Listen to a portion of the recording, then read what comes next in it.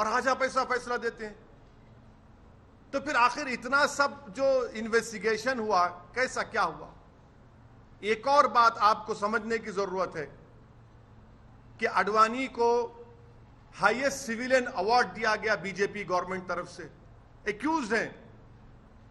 तभी हमने कहा था कि देखो, मैं प्रेस कॉन्फ्रेंस कर कहा था कि आडवाणी को ये हाईएस्ट सिविलियन अवार्ड दिया जा रहा है। आज उसका नतीजा हम देख रहे हैं। उमा भारती, अच्छा आप एक और का नाम ले लीजिए, हिंदुस्तान टाइम्स में आया कि भगवान गोयल कोर्ट के बाहर कह रहा है, कोर्ट के बाहर फैसला देने से पहले कोर्ट के बाहर कह रहा है कि हां, मैं एडमिट करता हूं कि मैंने डेमोलिशन में हिस्सा लिया। वो बीजेपी में उस वक्त का नॉर्थ इंडिया का शिवसेना का चीफ था, कोर्ट के बाहर कह रहा है, और कोर्ट में जाकर कोर्ट बरी कर देता है लोगों को। तो ये मेरे लिए बहैसियत एक भारत के मुसलमान के लिए, जो मैं 6 दिसंबर 1992 को जो मुझे एक ह्यूमिलिएशन और बेबसी जो मैं महसूस किया था, आज मैं वही महसूस कर रहा हूं। इंसाफ नहीं हुआ इस मसले में, इंसाफ नहीं हुआ इस मसले में। जिन लोगों के इशारे पर, जिन लोगों की मौजूदगी में, जिनके तकारीर के जुमलों पर ये वायलेंस, तशद्दुद हुआ, क्रिमिनल एक्ट जिसको सुप्रीम कोर्ट ने कहा, आज वो पूरे के पूरे बरी हो गए।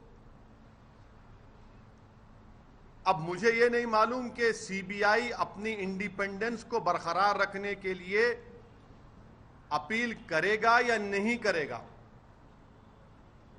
और मुझे यह भी नहीं मालूम कि अगर अपील करेंगे तो कितना टाइम लगेगा अपील की सुनवाई के लिए। मगर अपील करना चाहिए।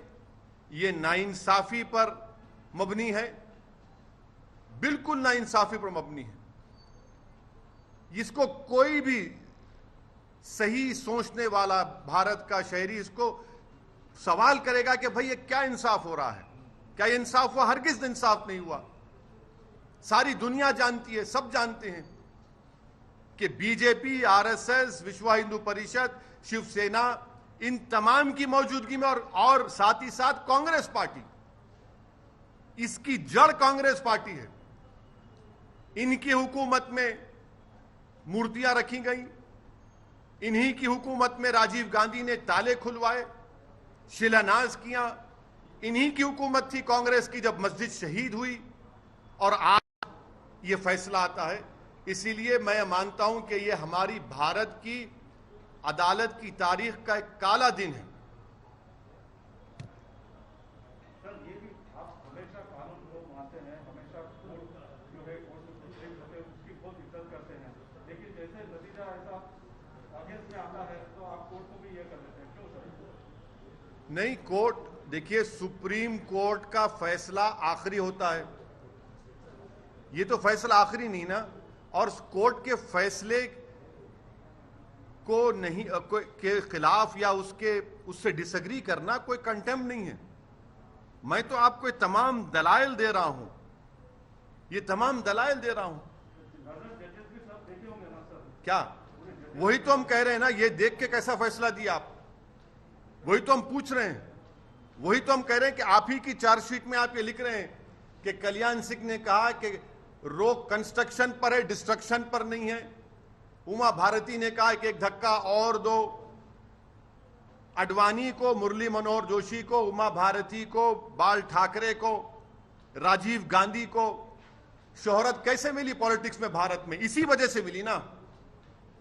इनको पॉलिटिक्स में अगर शोहरत मिली, सत्ता मिली, कैसे मिली? इसी वजह से तो मिली कि आपने हमारी मस्जिद के ताले खुलवाए, मूर्तियां रखी और हमारी मस्जिद को शहीद किया आपने। इसीलिए तो आप होम मिनिस्टर बन गए, इसीलिए तो आप गंगा की सफाई के मिनिस्टर बन गए, इसीलिए तो आप एचआरडी के मिनिस्टर बन गए, इसीलिए तो आप कल्याण सिंह गवर्नर बने। भाई, आपने मुझे खत्म करके मेरी बर्बादी के ऊपर आपने अपना सियासी महल तामीर किया, और आज आपको क्लीन चिट दिया जा रहा है। आज आपको क्लीन चिट दिया जा रहा है। यह अफसोसनाक बात है। तो आगे क्या करने का विचार है सर? आगे अब यह देखना है कि सीबीआई अपनी इंडिपेंडेंस को बरकरार रखने के लिए अपील करेगी या नहीं करेगी। और अगर सीबीआई नहीं करती तो मैं मुस्लिम पर्सनल लॉ बोर्ड के जिम्मेदारों से अपील करूंगा कि वो इसके खिलाफ अपील करे। फैसला आता है और लॉ मिनिस्टर अडवाणी के घर को पहुंच जाते हैं।